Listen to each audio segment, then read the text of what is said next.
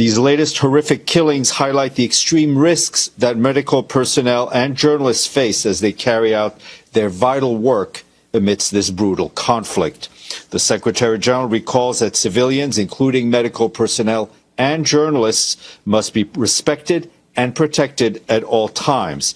He calls for a prompt, impartial investigation into these killings. He reiterates that medical personnel and journalists must be able to perform their essential duties without interference, without intimidation, and without harm, and in full accordance with international humanitarian law. The Secretary General reiterates his call for an immediate and permanent ceasefire, unfettered humanitarian access across Gaza, and for the immediate and unconditional release of all hostages being held in Gaza. We just also, the horrific attack this morning on Nasser Hospital. Turning to the overall situation in the Gaza Strip, the Office for the Coordination of Humanitarian Affairs warns that ongoing airstrikes and hostilities, including attacks on healthcare, are causing further casualties and damaging or destroying critical civilian infrastructure.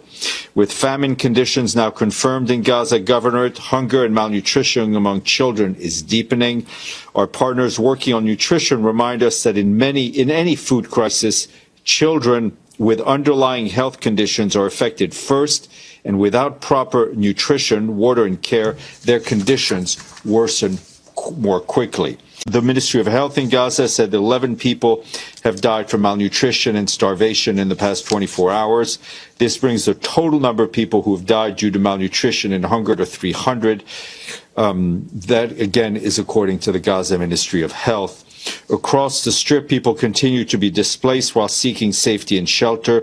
Our partners tracking population movements in Gaza report that since August 20th, some 5,000 people are estimated to have been displaced from northern Gaza to Deir al-Balah and Khan Yunis. Some 8,000 others have been displaced to the west of Gaza City. This brings the total number of new displacements since the end of the ceasefire in mid-March to more than 800,000. Meanwhile, OCHA warns that 8 convoys in Gaza continue to face delays. They continue to face movement restrictions and many other obstacles.